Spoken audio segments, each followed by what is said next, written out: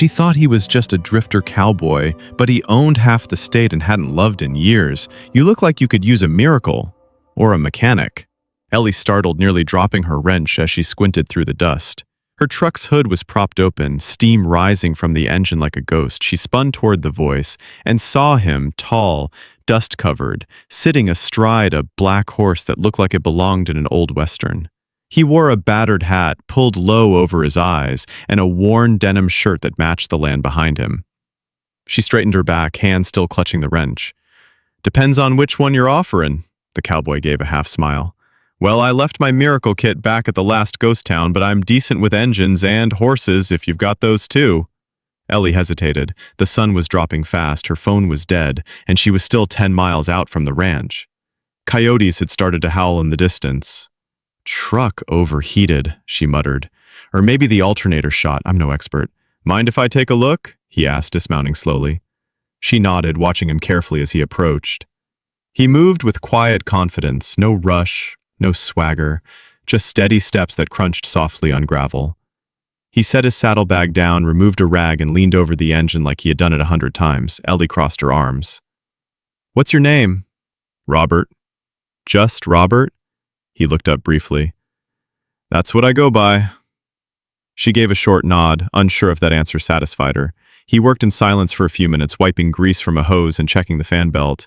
The sun dipped below the hills and the shadows began to stretch longer across the ground. "You live around here?" she asked, mostly to fill the silence. He shook his head. "Just passing through." "You from the state?" "Close enough to smell it, far enough not to belong."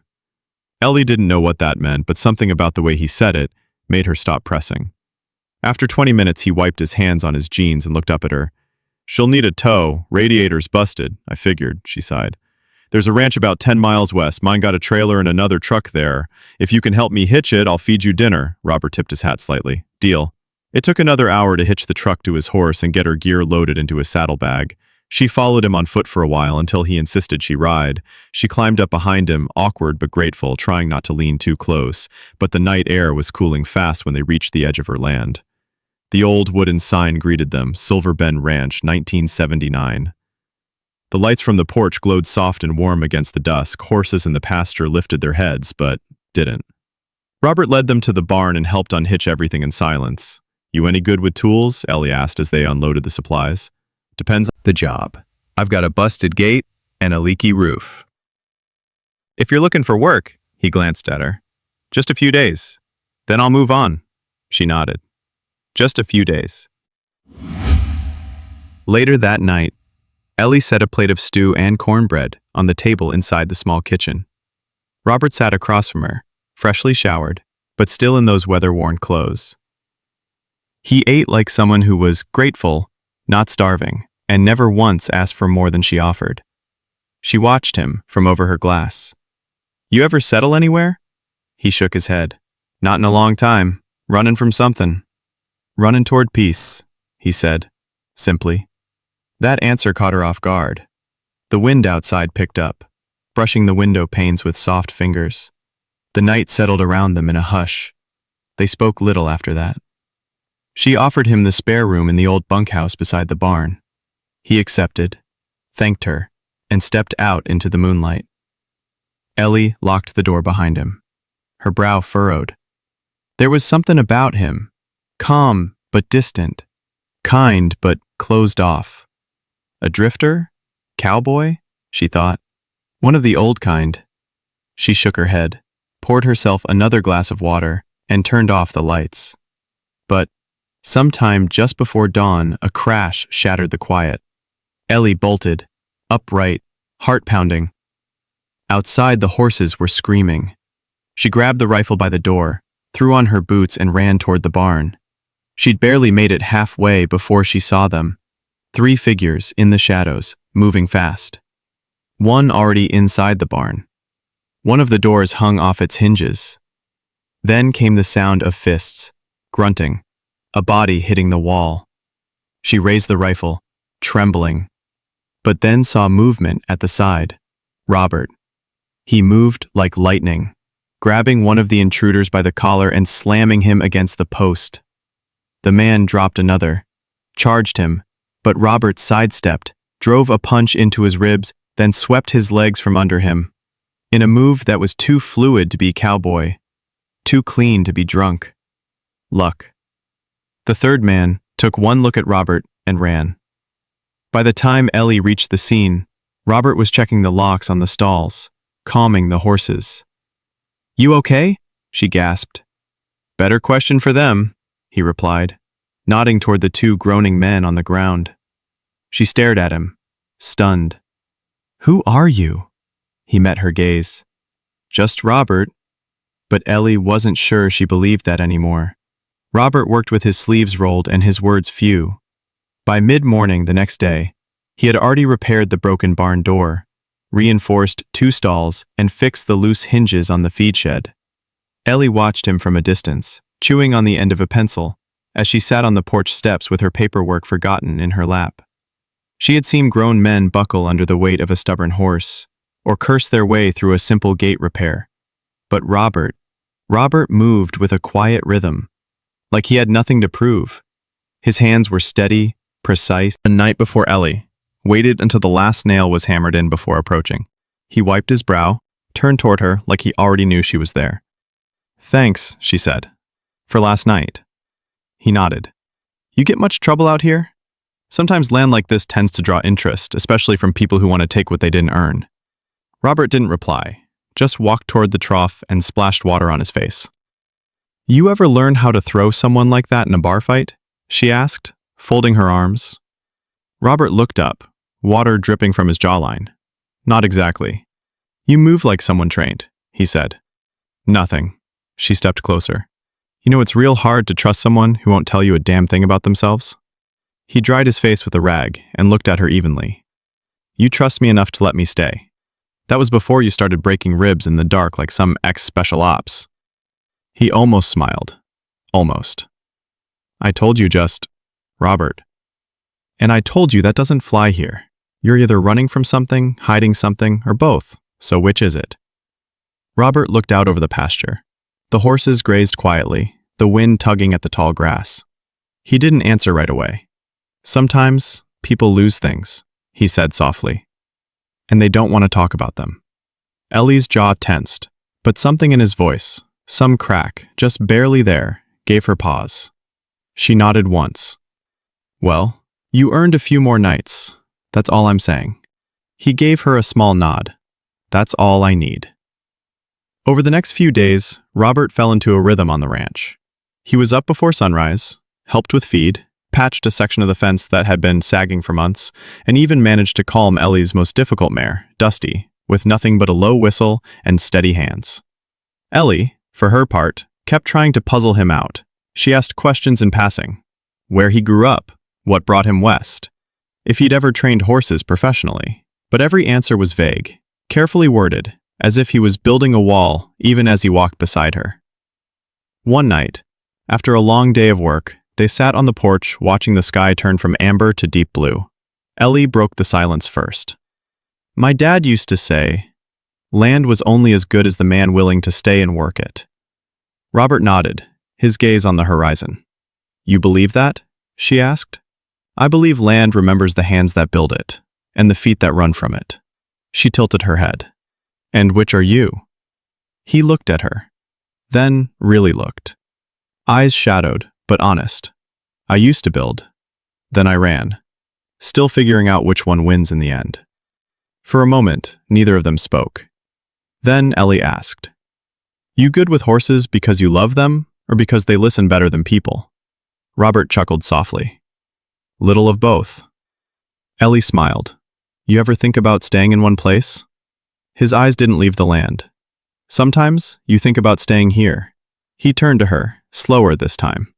"Would it matter if I did?" She blinked. Her chest tightened. "I don't let people in easy," she said quietly. "Me neither." Their eyes met, something unspoken passed between them. Acknowledgement, maybe even understanding. No declarations, no promises. Just two people who had learned to survive the hard way, wondering if maybe this time was different. Then, in the distance, the sound of a truck rumbled over the gravel road. Ellie stood, tension snapping back into her shoulders. That's Ray. Robert watched her face change. Problem. She nodded grimly. Big one. And just like that, the calm they'd built was about to be tested. The truck pulled up in a cloud of dust, its engine growling low like a warning. Ellie stood frozen on the porch, arms crossed tightly across her chest, jaw locked in a way Robert hadn't yet seen. Ray stepped out of the driver's seat like he owned the land beneath him, same as always.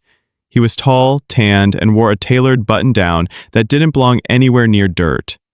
His smile was wide, practiced, polished. Robert didn't like him. Instantly, Ellie. Ray said, walking toward the porch like he'd been invited. Long time, no see. Heard your truck broke down?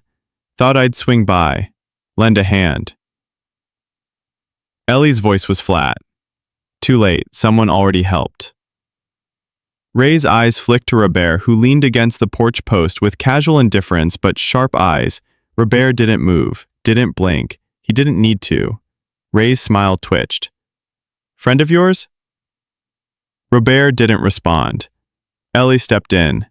He's helping around the ranch. That's all you need to know. Ray chuckled, turning back to her.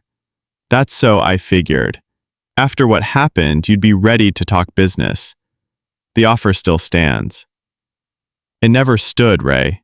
Ellie snapped. You just keep pretending it did. He tilted his head, mock hurt. Come on now. You know you can't keep this place afloat forever. You're a heartbeat away from foreclosure, and I've got the means to fix that. I'm not selling. He stepped closer, lowering his voice. You sure about that? Because next time, I might not come asking. Robert straightened. Then you. Threatening her, Ray turned. Excuse me. Robert walked slowly down the steps, calm, controlled. You came uninvited. You're pushing. I'd call that a threat. Ray took a half step back, caught himself. You don't know who you're talking to. Robert's smile didn't reach his eyes. No, but I know the type. Ray narrowed his eyes. This ain't your business, Cowboy. Robert's voice dropped. It is now. Ellie stepped between them. That's enough. Both of you. Ray took another breath, trying to recover his arrogance. You'll regret this, Ellie. You always do. He turned, walked back to his truck, and peeled off down the gravel road, flinging dirt behind him. Robert watched until the dust settled. You okay? He asked quietly. Ellie nodded, but her fists were still clenched. He's not going to stop. Robert looked out across the land, his jaw tense. Then neither will I. That night, Ellie barely slept. She checked the locks twice, walked the fence line by flashlight, and jumped at every sound the wind carried. Robert sat in the barn, sharpening a blade. With slow, steady strokes, eyes fixed on the door. It wasn't until just past midnight that it happened. A metallic bang. The horses panicked. Ellie was already running as Robert burst from the side stall, moving with frightening precision. Two men in black hoodies were halfway through unchaining the stall doors when he tackled the first one, driving him into the ground. The second man pulled a crowbar and swung. Robert ducked, countered, grabbed the man's wrist, and twisted until the weapon dropped. One punch. Two. The man was out cold. Ellie arrived with the rifle, panting. You good? She asked. Robert nodded, breathing hard but steady. They weren't pros, just hired hands. Ray? She spat. Robert knelt beside one of the men, checked his pockets, pulled out a folded note, no name, just a crudely drawn map of her property, and the stall marked with a red X. Ellie felt her blood run cold. They were going to take the mare. She whispered. Sell her. Damage the ranch's reputation. Robert stood, eyes narrowing. He's not just trying to scare you. He's trying to dismantle you, piece by piece. Ellie felt something shift inside her. I can't do this alone, she said. You're not. Robert replied the next morning. Ellie found him tightening the perimeter fence with fresh barbed wire. She brought him coffee. Silent for a moment before saying, You didn't even hesitate last night. Robert looked at her hands, still dirty. Didn't need to. You've done this before. His silence was answer enough. Why do you hide it? She asked. Because. The last time I fought for something, he said slowly, I lost more than I gained. She swallowed, and this time, he looked at her eyes. Softer. Still figuring that out. She placed the mug on the fence post beside him. Well, for what it's worth, I'm glad you're here. He nodded. So am I. But in the back of her mind, Ellie knew Ray wasn't finished, and Robert was starting to look less like a cowboy and more like someone trained to survive. Much worse. It started with a box, a tangle of ropes and broken tack. Ellie hadn't meant to find it.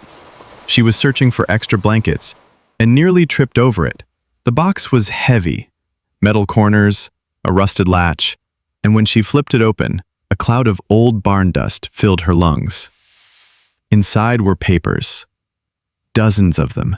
Neatly folded documents, yellowed at the edges, tied with a leather strap, and on top, an envelope with the name, J.D. Harrison, written in elegant, precise script. She froze. J.D. Harrison. It wasn't a name she heard often, but she remembered it. Everyone did. Years ago, it had been all over the news. Robert D. Harrison, the silent partner behind the largest land and oil acquisitions in the region. The man who had quietly amassed an empire by the age of 35, and then disappeared. Vanished, they said, after his fiancée died in a private plane crash en route to a charity gala. Rumors flew. Grief, scandal, guilt, betrayal.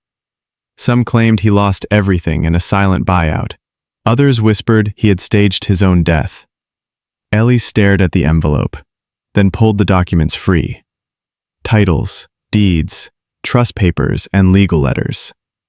Most bore his signature, Robert's, but not just Robert.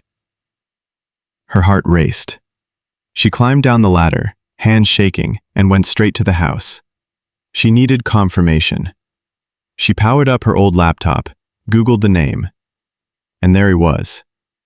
A younger version, clean-shaven, sharper around the edges, dressed in suits worth more than her truck. But the eyes were the same.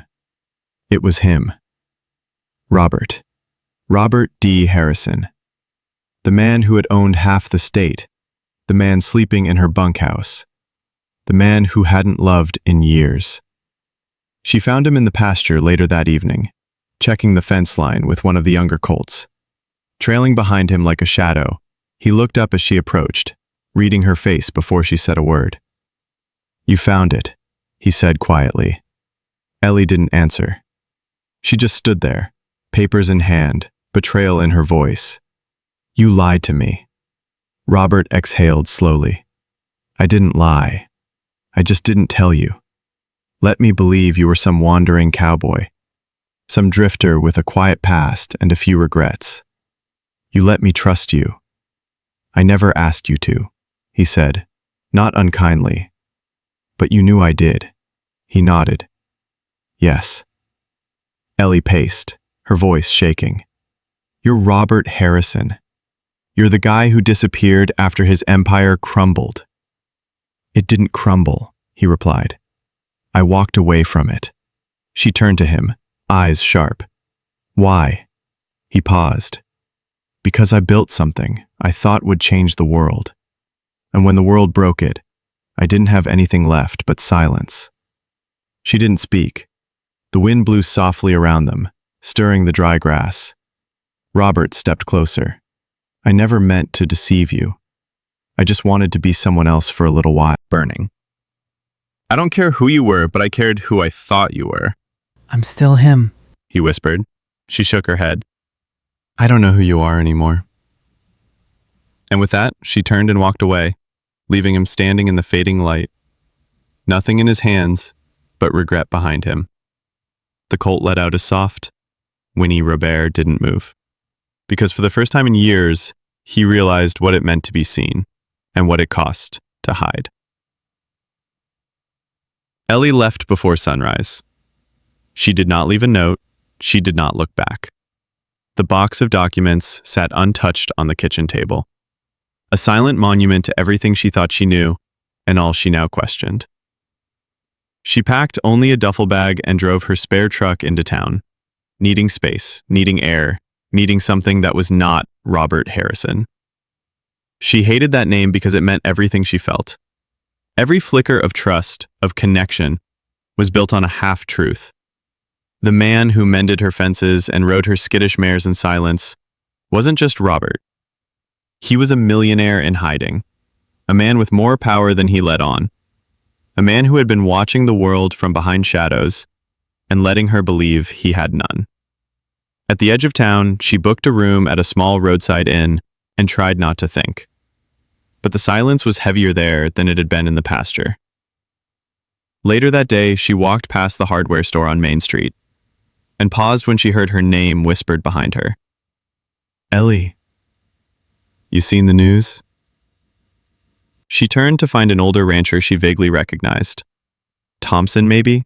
He held up a crumpled local newspaper. 2 more families pressured to sell.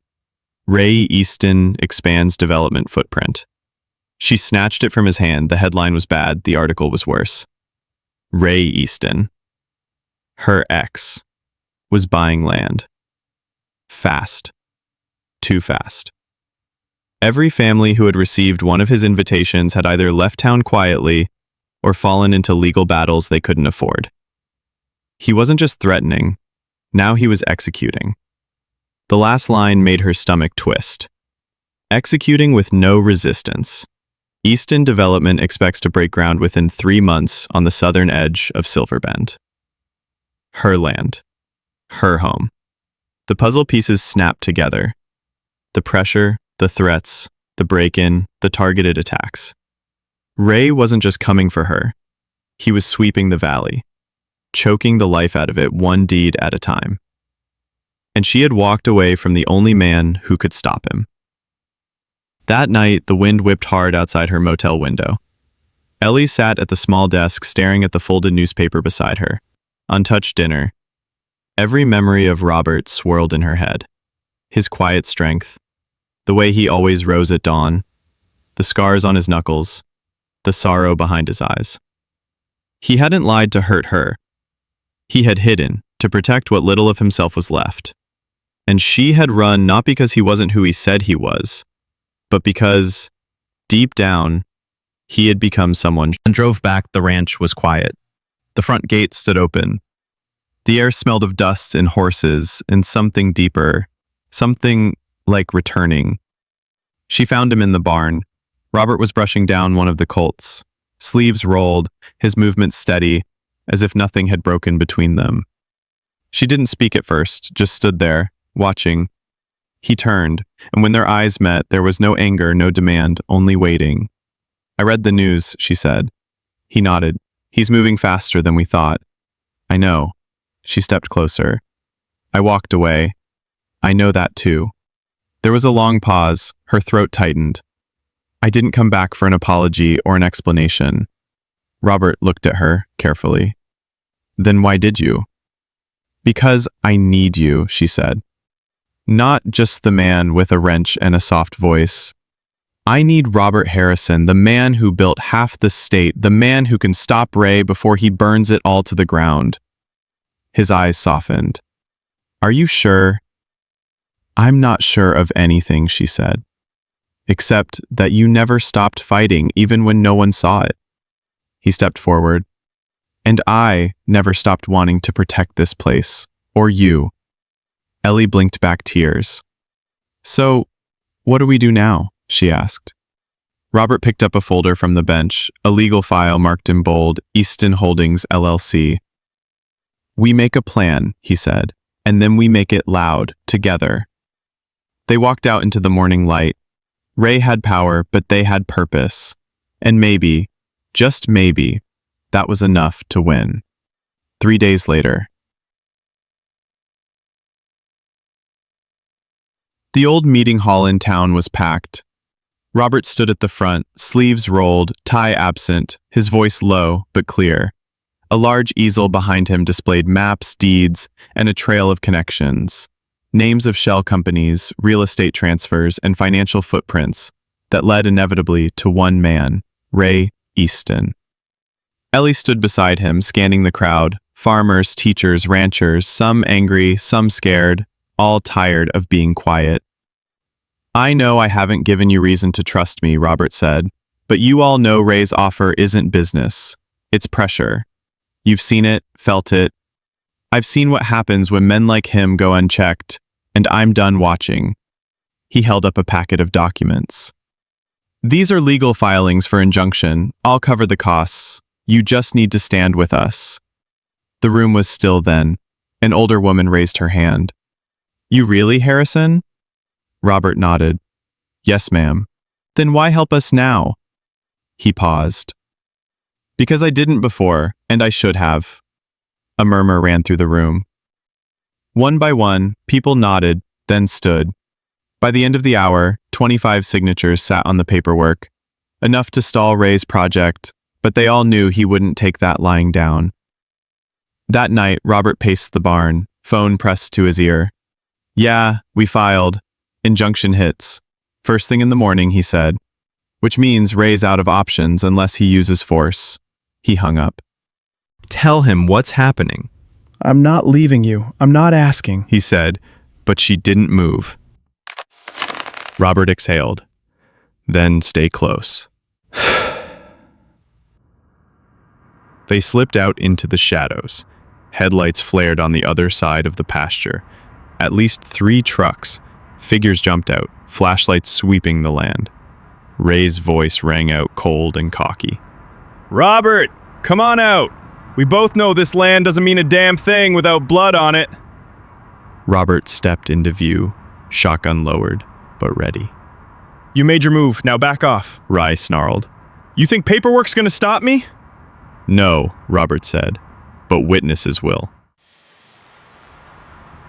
Sirens echoed in the distance. Rye cursed. You called the cops! Robert's grip tightened. No, Ellie did. Rye turned just as she stepped out behind him, rifle aimed. Back away, Rye.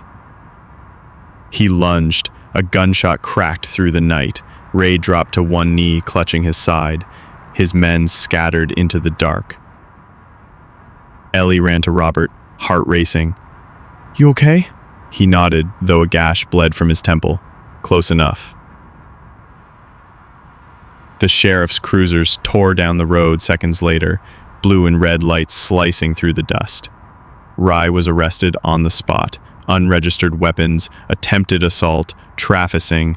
The deputies didn't need convincing. By the time the sun rose over Silver Bend, the legal fight had just begun. But the worst of the war was over, and they had won. The first battle, together. Robert was slower on his feet for the next week. The gash above his temple was stitched, the bruised ribs bandaged, but Ellie could tell pain had a way of settling into more than just muscle. She noticed it in the way he stood a little too long at the fence line, watching the wind tug at the grass in the quiet. Sighs he let slip when he thought she was not looking. But he never complained, and she never left his side. They worked in rhythm again, like nothing had broken between them, feeding the horses, walking the pasture, tending to the small garden behind the barn. But there was something gentler now in their silence, something understood. One evening, as the sun slipped behind the hills and painted the sky in warm streaks of peach and rose, Ellie found him, sitting by the corral, brushing Dusty with slow, steady strokes. You're going to spoil her, she said with a soft smile. She deserves it, Robert replied, running his hand down the mare's neck. We all do, once in a while. Ellie joined him on the bench, folding her hands in her lap. You ever think about what comes next? She asked. Robert didn't answer right away. Every day. And he looked over at her eyes steady. I used to think I was built for building things. Deals, projects, empires. Immediately, it was her mother's handwriting. Somehow he'd taken a line from an old birthday card she'd once left on the kitchen table and had it etched, "Come home when you're ready." Ellie's breath caught. Robert didn't kneel. He didn't make a speech. He just looked at her, eyes full of a quiet, raw honesty. I haven't loved in years, he said softly, and I didn't think I ever would again. Not like this. Not where it mattered. Ellie blinked back tears. I don't need a church, he added. I don't need a crowd. I just need you. And the sound of your boots on the porch every morning. She laughed through the tears, then nodded, her voice trembling. Yes, Robert. Slipped the ring on her finger. It fit like it had always been waiting for her. They sat there a while longer as the night crept in, the stars blinking into view one by one. No fanfare, no flash, just two people, quietly, completely, choosing each other after all the noise, after the fighting, after the long road of grief and guarded hearts. They had come home, and this time they would stay. 1 year later, the hills of Silverbend were greener than they had been in decades. A slow spring rain had rolled through, coaxing wildflowers out of the hard-packed dirt. Horses roamed the pasture, their manes fluttering in the breeze. Laughter rang from the barn, children's voices light and full of life. The ranch was no longer just a home, it was a refuge. Ellie stood on the porch, a sleeping infant tucked against her chest in a woven wrap. Her daughter, Wren, had her father's steady brow and her mother's quiet stubbornness. The baby stirred slightly as Ellie watched a group of teenagers saddle horses under the guidance of 2 volunteers across the field. Robert walked beside a boy of about 10, holding the reins of a patient May mare. He moved more slowly now, not from age but from purpose, like every step mattered.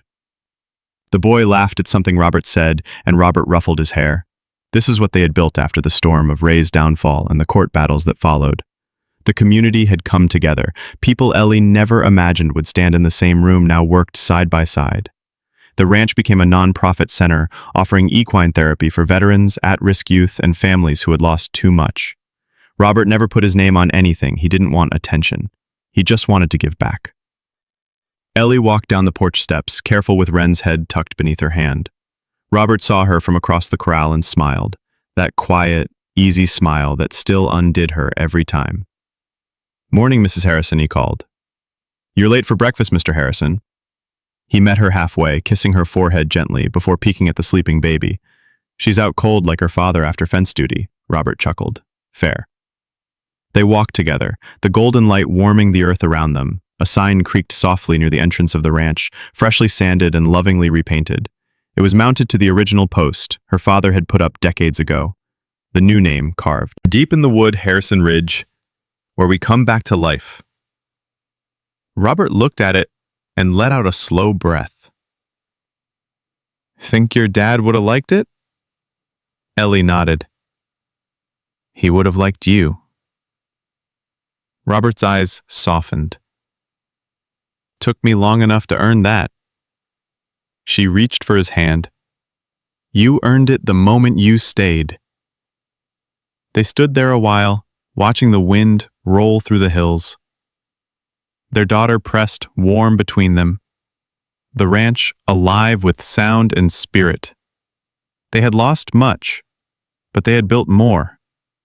Not with steel, or oil, or power, but with love, with truth, with the quiet decision to keep choosing each other day after day, no matter how the world turned.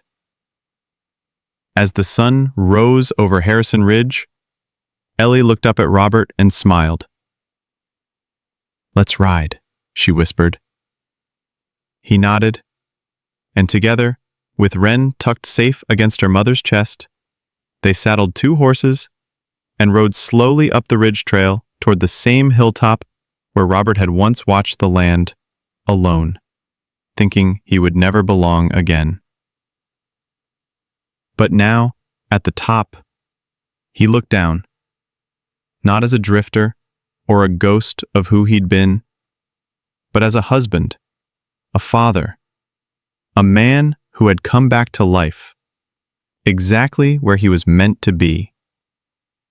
Sometimes, the most powerful love stories are not born from grand gestures or perfect beginnings, but from broken pieces, rebuilt slowly with steady hands and quiet hearts. Robert and Ellie didn't just find each other. They found healing, purpose, and the kind of home that cannot be bought, only built. Because love, real love, is not about who you were, it's about who you choose to become, together.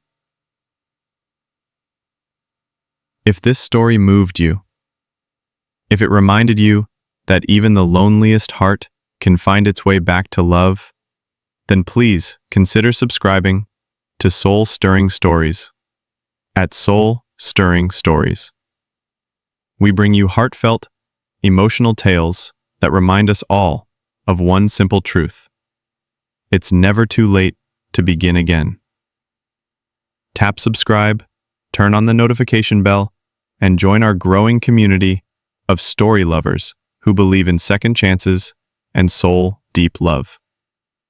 Thank you for watching, and remember, wherever you are, someone is waiting to ride home with you.